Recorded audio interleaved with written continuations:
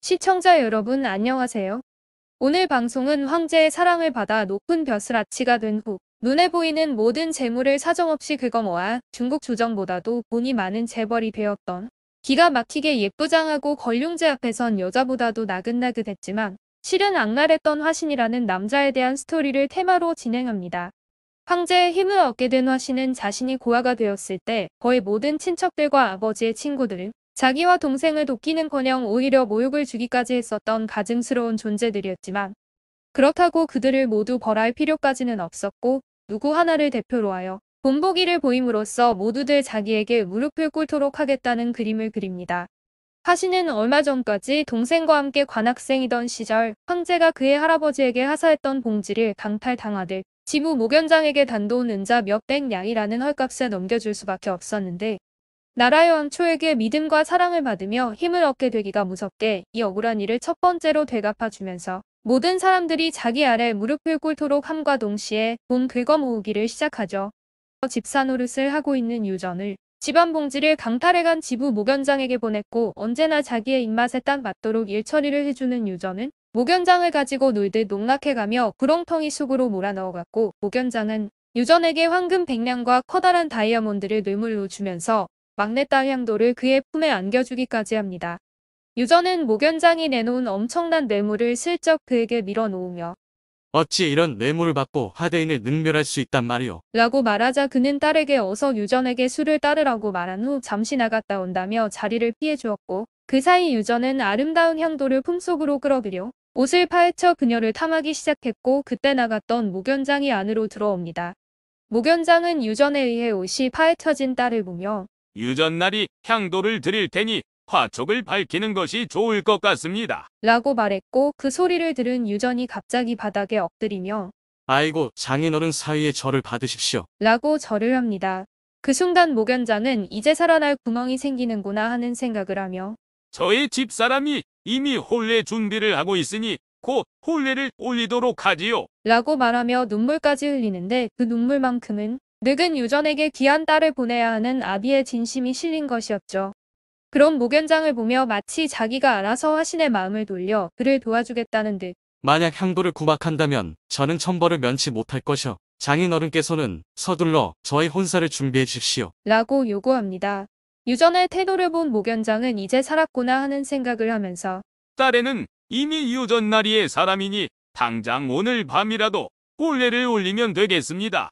향도야, 너는 옆방에 건너가 혼례 준비를 하도록 해라. 하고 화답하자 향도는 늙은 신랑과 억지 혼례를 치르고 나서 앞으로 그에게 당할 일들을 생각하고는 그 수치스러움과 아비의 놀라운 행위에 몸을 잘 가누지도 못하죠.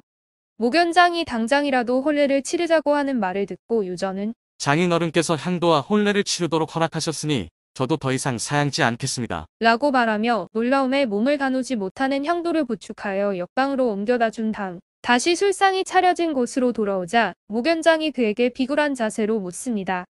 여보게 사위, 이제 자네도 남이 아닌데 지금 내 앞에 벌어진 일을 대체 어찌하면 좋겠다고 생각하오?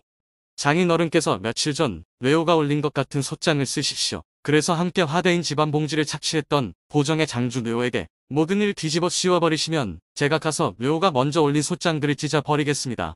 그리고 장인께서는 돈을 쓰셔야 하는데 액수가 적으면 저도 화대인께 말씀드리기가 난처해질 것이니 화대인이 과거에 손실이 상쇄되고도 남을 만큼 돈을 받으시고 봉지도 되돌려 받으시게 된다면 기분이 풀리실 겁니다. 그러면 그때 가서 제가 눈치를 보아 말씀을 잘해 올리겠습니다. 라고 유전은 모견장이 달콤하게 느낄 만한 말을 해줍니다.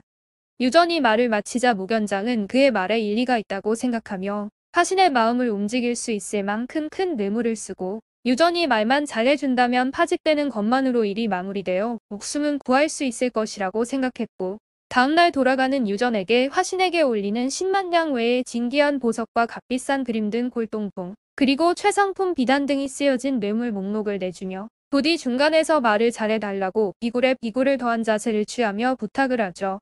유전은 이미 마차에 잔뜩 실어 놓은 화신에게 보낼 뇌물을 가지고 모견장의 집을 나서며 물건들을 살펴보라고 말하는 모견장에게 장인어른께서 알아서 준비하셨는데 굳이 다시 살펴볼 필요가 있겠습니까? 라고 말하며 화신에게 말을 잘해주겠다고 하고는 대문을 나섭니다.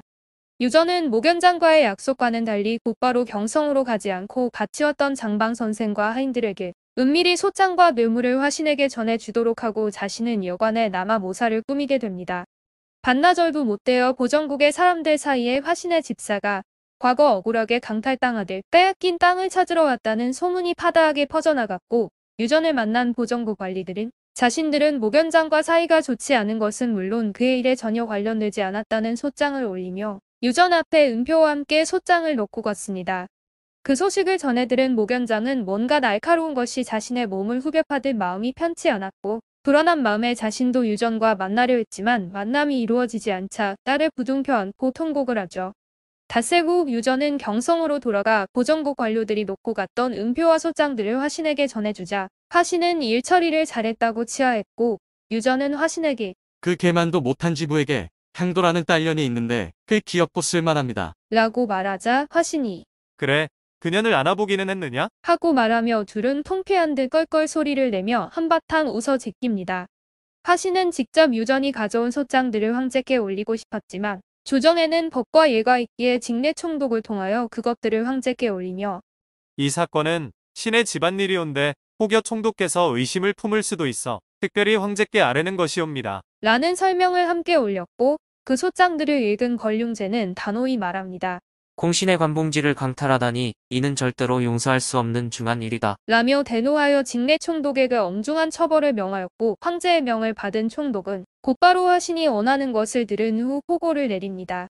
그 내용은 지부 모 위원장은 참수하고 가사는 몰수하며 자식들은 유배 보내고 아내와 여자는 관가 노비로 넘긴다. 뇌오는 능지처참에 처하고 그의 아들들은 참수에 처한다. 어린 손자는 노비로 팔아넘기고 처와 여자들은 관비로 삼는다라는 어마무시하고 살떨리는 것으로 두 원수 집안의 DNA를 삭제해버린 것이고, 이를 만족스럽게 처리한 유전은 화신에게 큰 상과 함께 덤으로 향도까지 얻게 됩니다. 이 사건으로 그동안 화신이 어려움에 처했을 때 오히려 그를 얕잡아보고 은근히 멀리했던 집안 친척들과 선친의 친구들은 화들짝 놀라며 화신의 그림대로 그 앞에 무릎을 꿇었고, 이것은 그동안 끓어오르던 화신의 속을 시원하게 해주는 통쾌한 결과를 냄과 동시에 동행의 첫 번째 재벌이 탄생하는 신호탄을 올리는 것이 되었죠. 화신은 자신에게 도전했던 자들과 자신에게 피해를 준 자들에게는 절대로 자비를 베풀지 않고 인간이 할 수 있는 가장 무섭고 악랄한 방법으로 대가를 치르게 하며 불을 축적해가고 자신의 위치를 다져 나갑니다. 아마도 우리나라 사람들도 화신의 정적과 도전 상대들이 화신에게 당하듯 자신의 마음속에 응어리져 있는 상대들이 마치 DNA가 삭제되는 듯한 속 시원한 결과를 볼 수 있게 되기를 바라고 있지 않을까요?